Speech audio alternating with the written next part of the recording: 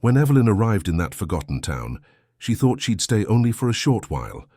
But what she found were 3 children alone, and a silence that quietly begged for care. What no one expected was that this woman would change the destiny of those children, and also her own heart. The train's whistle echoed through the silent hills, breaking the gentle wind that rustled the dry leaves on the platform. The carriage slowed to a stop, as if it too were tired from the long journey. Evelyn stepped down with a faded leather suitcase in one hand and a small cloth bundle in the other. Her short-brimmed hat cast a shadow over her watchful eyes, and the braid, carefully tied, fell neatly over one shoulder. Her long skirt brushed the dusty ground, and her linen blouse was creased from travel. She took a deep breath as she set foot in Mill Creek for the first time. It was a village forgotten by modern maps, where the sound of a train was more familiar than the name of any visitor. In front of the station, everything seemed too still. The wooden sign hung crooked, and the ticket booth clock had stopped at an unknown hour. But it wasn't the silence that unsettled her. It was the gaze of 3 children sitting under the shadow of the awning, watching her as if they were expecting something, or someone.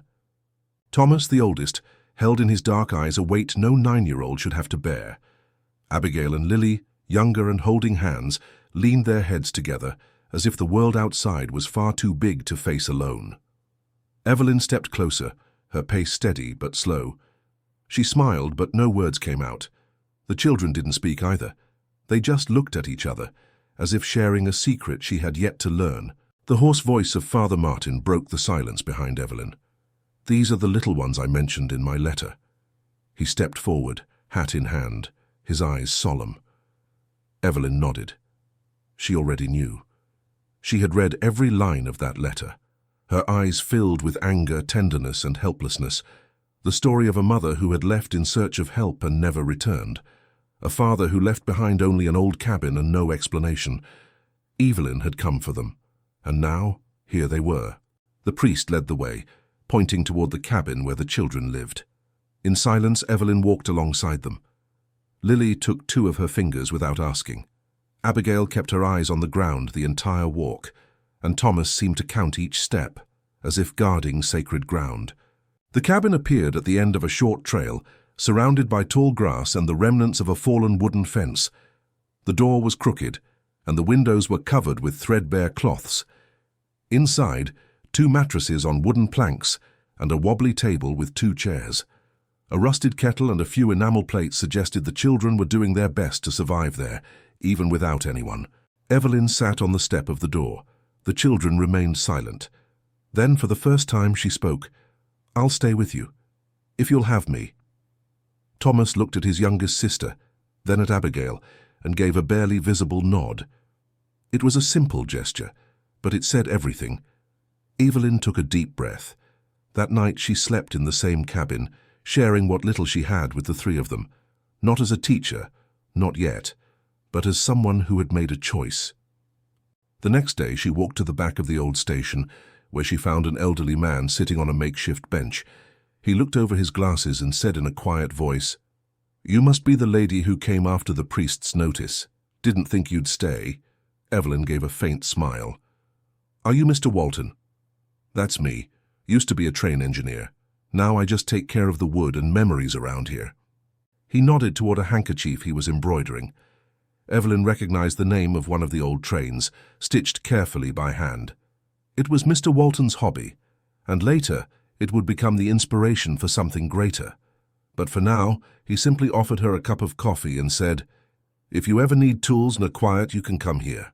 That evening, Evelyn returned to the cabin with an idea in her mind and a knot in her chest. Inside her suitcase, a white piece of fabric had been tucked away for years. That night, by the dim light of a lantern, she began to embroider the first name, Thomas. The station had gained a new teacher, but more importantly, those children had found something they no longer knew how to name, a place to begin again. The days that followed seemed to belong to a different kind of time for Evelyn. In the village, time moved more slowly, as if each hour needed permission to pass. The cabin, though run down, began to show subtle signs of care. The windows were now clean. The children's clothes, freshly washed and drying in the sun, swayed like silent flags of a new beginning.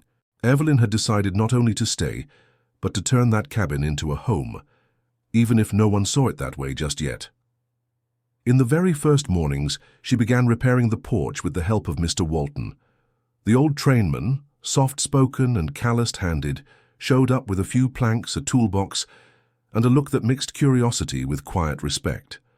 Planning to build a fortress, he joked, watching Evelyn try to hammer a board in with an old hammer. She laughed but didn't answer. She simply kept driving the nail until it disappeared into the wood. While Evelyn worked on the structure, Thomas watched everything from a distance. The boy was alert, guarded. He sat on the doorstep with his arms crossed and a steady gaze. He didn't speak much, but Evelyn had already learned that his silences said more than words. It was as if he felt responsible for protecting his sisters, even from her. Abigail, on the other hand, had started to help. She sewed small cloths and picked flowers to decorate the empty jars. Lily followed Evelyn everywhere, carrying a worn cloth doll that, according to her, Mom made when it was still nighttime every day. On a pale-skied afternoon with a gentle breeze, Evelyn decided to reorganize the room.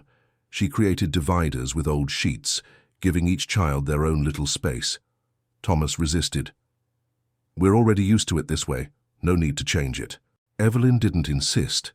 She knelt beside him and said, "I understand, but sometimes change isn't forgetting. It's remembering that we can keep going." Thomas didn't respond, but that night he moved his mattress on his own. It was his way of saying, "It's okay." Mr. Walton began spending more time at the cabin. When the day's work was done, they would all sit together on the steps, sharing stories about the trains, the cities they'd never seen, and the dreams that seemed tucked away in the station's abandoned tracks. One afternoon, Evelyn pulled out the handkerchief she'd been embroidering at night and showed it to the three children. "It's just the beginning, but there's room for all your names," she said, pointing to Thomas stitched in brown thread. Abigail smiled. Lily stepped closer and gently touched the letters. Thomas once again said nothing, but something in his expression had softened. Little by little, the cabin was coming to life. Evelyn baked bread using a recipe from her youth and sewed cushions from scraps of fabric donated by kind neighbors. At night, she told bedtime stories. Some were made up, others passed down from her mother. She always ended with, "And tomorrow we try again." On Sundays, Evelyn wrote to Father Martin, reporting their progress and requesting supplies for the village's old schoolhouse, a forgotten building beside the station. Within her was an unspoken hope to teach not just those three children, but a few others who, like them, had no access to what she could give. One morning she opened the door and found a box of old books left quietly on the porch. Inside was a small note, written in firm handwriting. "If you're really starting something at that school, start from the start. Books first. Signed, Someone Who Believes." It was the first spark from the community. But not everything unfolded so tenderly. On a rainy morning, Evelyn found Thomas rummaging through the drawer where she kept her documents and a few personal belongings. He stepped back immediately, but Evelyn didn't scold him. She simply sat beside him and asked, "Were you looking for something I haven't been able to give?" Thomas lowered his eyes. After a moment he murmured, "I wanted to see if you were going to leave too." The question, so raw and innocent, struck Evelyn like a silent thunderclap. She picked up the embroidered handkerchief and showed it to him. "I only stitch names when I know I'm staying, and yours is already here."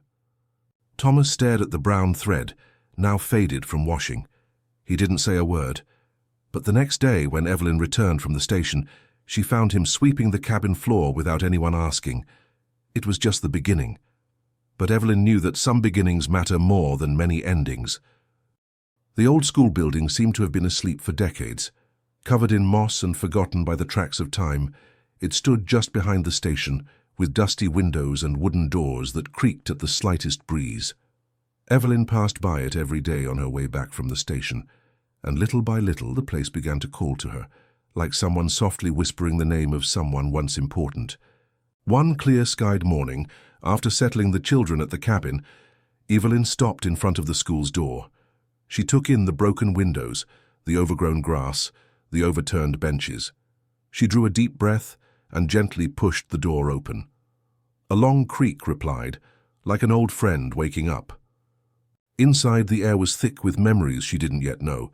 There were blackboards with faint chalk marks, small wooden desks, and even a cracked globe in one corner. At the back of the room, a tilted shelf still held books covered in dust. Evelyn ran her fingers across one of them and whispered, "This could still be useful." In the days that followed, she began cleaning the place in secret. Not out of shame, but out of fear of raising hopes too soon. Mr. Walton, curious about her frequent comings and goings, offered to help. When he saw the state of the school, he said nothing. He simply rolled up his sleeves and began sweeping. "You really think you can get this place running again?" he asked after hours of cleaning. "I think some things don't need to be new. They just need to have purpose again." Meanwhile, back at the cabin, the children were growing more involved with the books left in the mysterious box. Thomas read aloud to his sisters, stumbling over a few words here and there. Abigail drew pictures next to the texts. Lily, still very small, just listened, eyes wide, legs swinging from the wooden bench. Watching them when she returned from the old building, Evelyn felt a quiet warmth rise in her chest. She began introducing small routines, reading before dinner, simple exercises with charcoal pencils, notebook pages sewn by hand. These were lessons disguised as conversations, education dressed in tenderness. One Sunday, Thomas asked, "Is this school?" Evelyn replied, "It's home, but it can be both." With Mr. Walton's help, she managed to repair part of the school's roof. A widow in town, living alone, donated a stack of chairs that had sat in her garage for years. Her husband had been a teacher before he passed. When Evelyn came to thank her, the woman simply said, "My time has passed, but maybe yours is just beginning." In the center of the room, Evelyn placed a small jar filled with wildflowers picked by the children. It was the final touch, small but full of meaning. Word of it spread slowly through the village. One or two curious children began showing up near the school at dusk, peeking through the slats, smiling shyly. Evelyn never called them in. She simply left the door slightly open, as if to say, "If you'd like to come in, you can." One afternoon, while she was finishing a coat of paint on the school door, Thomas approached with one of the books in hand. "Can I help?" he asked. She nodded, and he began to read to his sisters, now with a steady voice. Each turned page was another emotional wall being rebuilt. The villagers began to take notice. Evelyn, who had once been the new woman who showed up with a small suitcase and 3 children, was now simply called the teacher.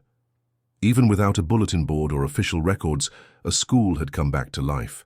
And at its heart, Evelyn had become more than a teacher. She had become part of the place's very story. It was a quiet morning. Sunlight filtered through the trees behind the station, casting dancing shadows on the packed dirt trail. Evelyn walked with steady steps toward the school, as she did every day.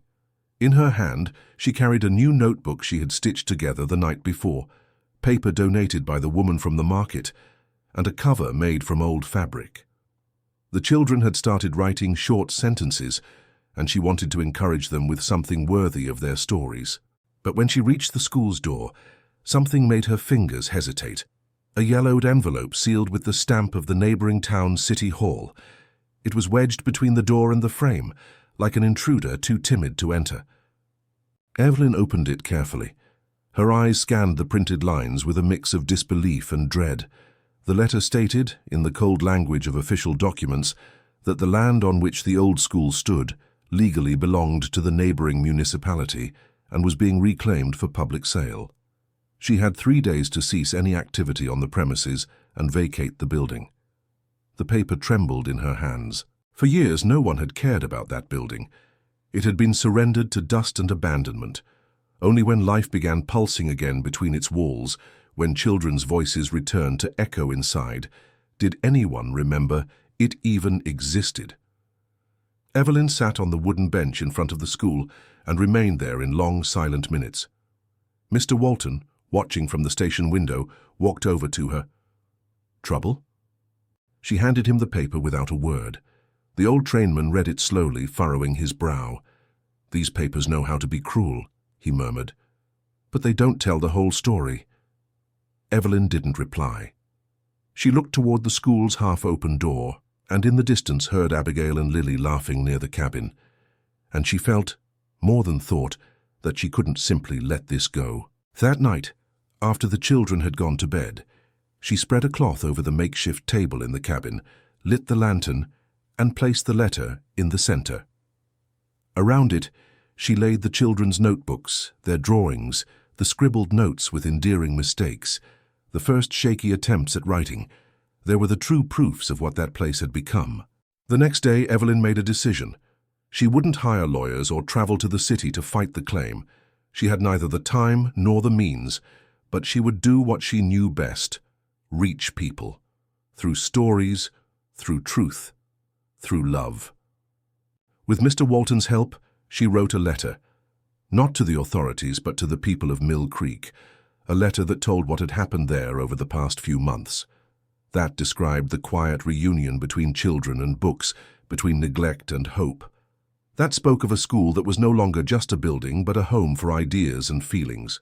By late afternoon, she hand-delivered copies of the letter to nearby neighbors. She left others at the church, the grocery store, and the entrance to the station. She didn't ask for anything. She simply left the story there, waiting to be read. That night, she sat beside Thomas's bed where he lay restless. "Are you leaving?" he asked bluntly. "I promised to take care of you, and I keep my promises." He gripped her hand tightly, as if trying to keep the world from taking her away. The next morning, Evelyn rose early. But before she could leave the cabin, there was a knock at the door. It was the woman from the grocery store, holding a bag of food and eyes full of tears. Behind her, the mailman with a bundle of papers, and further back, a group of children carrying flowers picked from the field. One by one, the townspeople began to gather. Some offered planks of wood, others brought paint. An older man arrived with books from when his grandson had been in school, and a quiet young man, who rarely spoke, handed her a small chalkboard and simply said, "It's yours now." Evelyn, stunned, saw what her letter had awakened, a quiet movement of resistance, not against the neighboring town, but against being forgotten, an entire community willing to protect a place that had found meaning again. As the afternoon faded and the school filled with new hands and new faces, Evelyn knew one thing for certain: she was no longer alone, nor were the children, and if she had to fight, she would not fight with words alone, but with action, and above all, with love. The days following the letter's delivery felt different in Mill Creek. There was a new murmur in the air, as if the trees were whispering to one another. Evelyn noticed the longer glances, the gentler smiles, the gestures that once seemed distracted now carried intention. Classes continued, even with the uncertainty looming over the old schoolhouse. Thomas, Abigail, and Lily had begun helping with small repairs. Mr. Walton started showing up earlier, bringing along old tools that, according to him, still had stories left to tell. But something still unsettled Evelyn. She knew the community's emotion was genuine, but time was running out. The notice had not been revoked, and the 3-day deadline was nearing its end. That's when Thomas, his face dusty from sweeping the school's front steps, looked at her and said, "Miss Evelyn, what if we wrote something too? Wrote, like you did, telling how it was before and how it is now. Maybe they'll listen to us too." Evelyn fell silent. The idea was as simple as it was powerful. That night after dinner, she sat with the 3 children around the small cabin table. She laid out blank pages, took out the pencils she kept tucked away, and said only, "Write with your heart."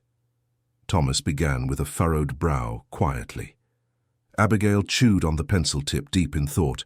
Lily drew more than she wrote: a school with flowers in the windows, smiling children, and a lady in a long skirt holding a book. When they finished, Evelyn read in silence. Thomas wrote about the days they used to wake up alone, cold, and how now he knew someone was waiting with warm coffee and new stories. Abigail spoke of learning to spell her own name and how the school made her feel important. Lily didn't use words, but the drawing said everything. Her, the teacher, and her siblings holding hands in front of the school, with hearts floating above the roof. Evelyn felt her eyes fill with tears. The next day she brought the letters to the station. She asked Mr. Walton to place them in an envelope and deliver them to a friend who worked at the city hall in the neighboring town. "I'm not expecting a reply," she said. "Just that someone on the other side has the courage to read with their heart." Walton nodded. "Words written with truth always find their way, Evelyn." While the letters made their way into the world, Mill Creek kept moving. The wooden floor of the school was reinforced. The windows were dressed with floral curtains donated by elderly neighbors. A local artist painted a sign with the name Room of Seasons, in honor of the town's railway past and the new chapter now unfolding. By the end of the week, Evelyn received a new letter. It was from the city hall, but when she opened it, she didn't find a new eviction order. There was only a handwritten note. "Sometimes a story is worth more than a deed. Good luck with your school, Mrs. Carter." She read it twice, then she smiled. Then, that night, she laid the embroidered handkerchief, now with the names of all 3 children, across her desk. She lit the lantern and wrote a new page in the school's notebook. "Today we learned that writing is more than putting letters together. It's planting seeds in someone else's heart." And outside, even in the night's cold, the old schoolhouse seemed warmer than ever. The old building, once filled with dust and silence, now breathed with life. The renovation hadn't been grand, no shiny floors or brand new furniture, but every corner showed signs of care. The floral curtains danced in the gentle breeze, the benches had been sanded and painted by the townspeople, and above the chalkboard hung a frame with the word Miss drawn by Lily in colourful chalk. On the morning when classes officially resumed, Evelyn arrived with her hair in braids and a new notebook in hand. Thomas was already waiting at the door. He had a small flower bud in his pocket, picked before breakfast, and handed it to her like a trophy. "This is for your desk," he said shyly. "Thank you, Thomas. It'll remind me where everything began." Lily and Abigail soon appeared, laughing about something only they knew. Evelyn had never imagined that in so little time she would grow so attached to those children. Some nights, after telling them stories or helping with their lessons, she found herself watching their sleeping faces and feeling a kind of quiet love she didn't know how to name. But that day, something unexpected happened. Other children began to arrive. First, a freckled boy with curious eyes, then a girl with tightly braided hair and a patched-up dress. One by one they came, 5 in total, accompanied by mothers, aunts and neighbors, all carrying worn notebooks, chewed pencils, and a hope disguised as shyness. Evelyn felt a lump in her throat. The room filled with voices, small footsteps, and exchanged smiles. She raised her voice gently. "Welcome. This is Mill Creek's new school. It may not be big, but here, everyone matters." The children found their seats. Mr. Walton, who had shown up with a basket of apples, leaned against the doorframe and stood there in silence, just watching. The first lesson of the day wasn't arithmetic or spelling. Evelyn took from her pocket the embroidered handkerchief with the names of the 3 children. She held it up with care. "Every stitch here tells a story. Every name represents someone I've come to love. And today maybe we'll begin stitching more names, even if just in our hearts." The children listened as if she were sharing an ancient secret. During snack time, the mothers sat on the school's front steps, whispering among themselves, "Who would have thought all this because of that young woman from the station? Seems like she's here to stay." On the way home, Evelyn crossed paths with the old mailman, who smiled and handed her a new letter.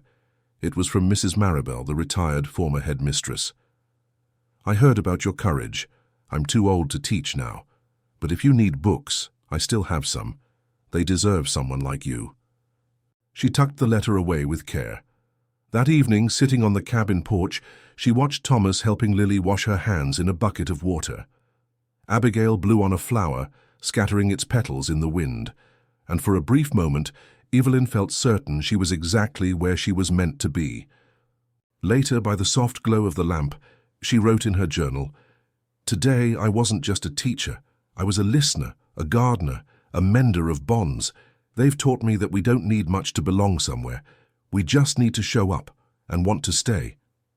The room with flowers in the windows wasn't just a place for learning anymore. It had become a home, made of soft voices, small steps, and looks that spoke more than words ever could. Evelyn pinned the embroidered handkerchief to the bulletin board. It was the symbol of everything they had built together, stitch by stitch, gesture by gesture. The next morning dawned with a light mist, covering Mill Creek like a silent blanket. Evelyn woke early, lit the wood-burning stove, and made porridge for the children. Thomas helped set the table, while Abigail and Lily organized their notebooks. It was a simple routine, but there was beauty in the shared care. Around 10 o'clock, a black car pulled up in front of the school. It was an old model and the kind that rarely passed down the dirt road. Evelyn wiped her hands on her apron and walked to the door. A man in a dark suit with a stern expression stepped out, carrying a folder under his arm. "Evelyn Grace Carter?" he asked without smiling. "Yes, sir. I'm Inspector Harold Whitaker, sent by the Educational Board of the neighboring city.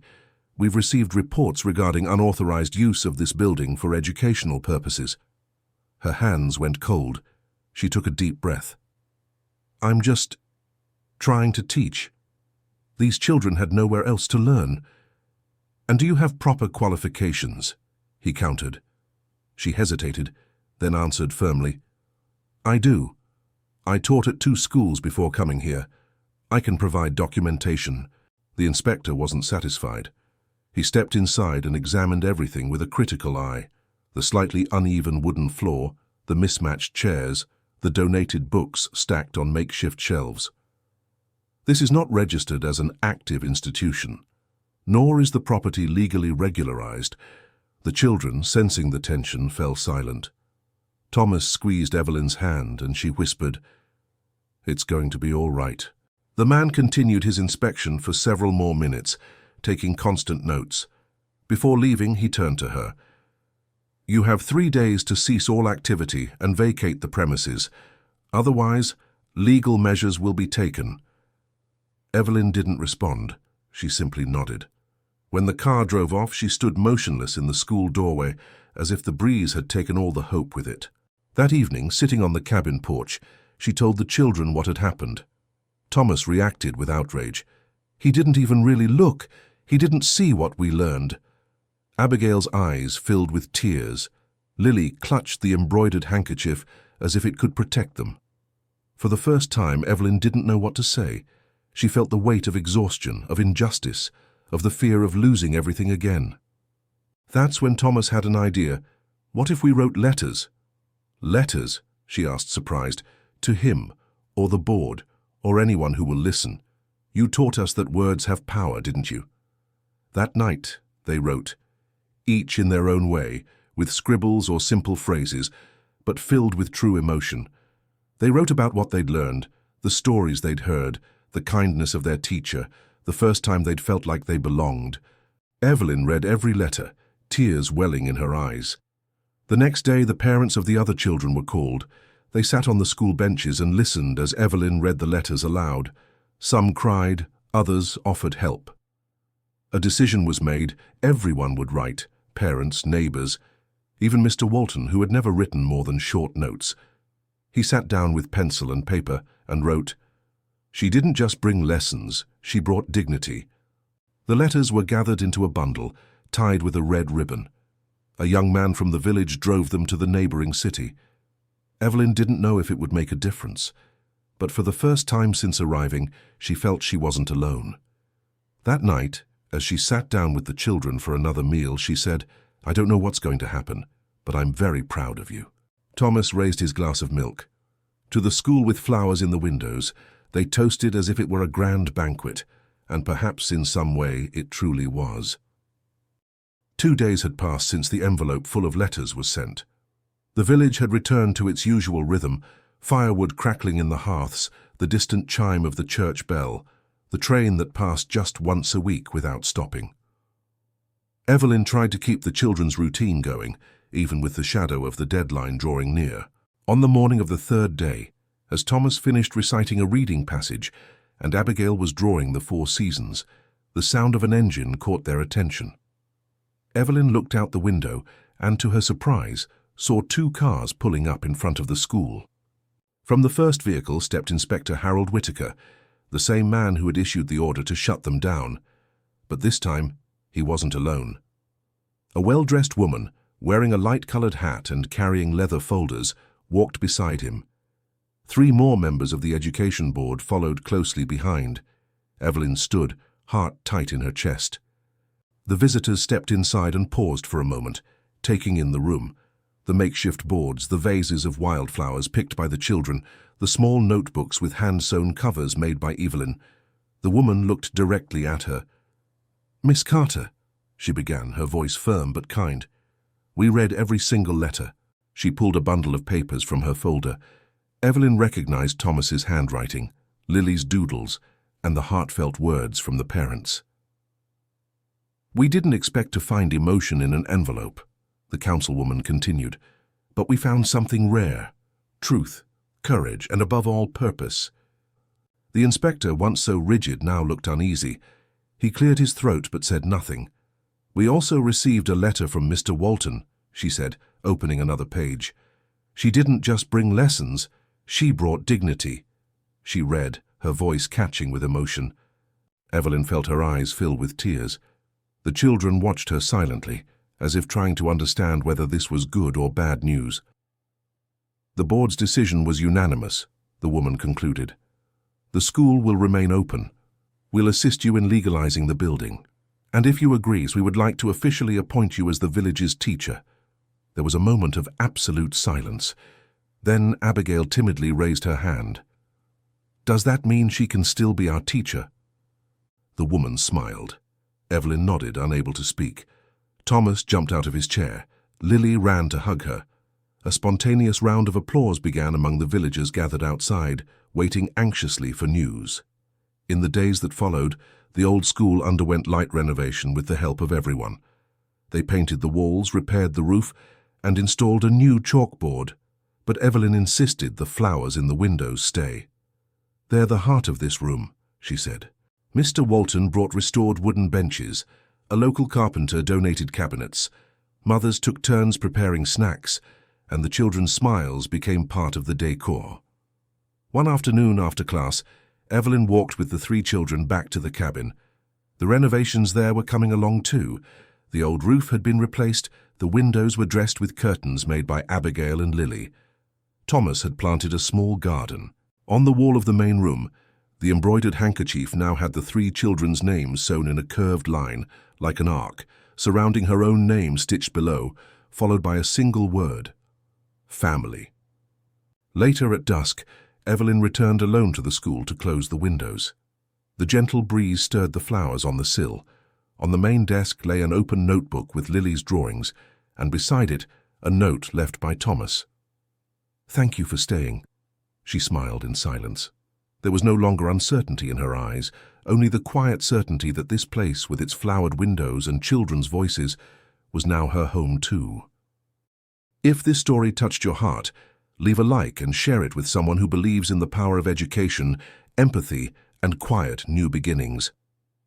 Tell us in the comments, who shaped your childhood with wisdom and kindness? Let's honor those who made a difference, even when no one else believed. Subscribe to the channel for more stories that warm the soul, and remind us that small gestures can change lives, because sometimes all a child needs is someone who chooses to stay.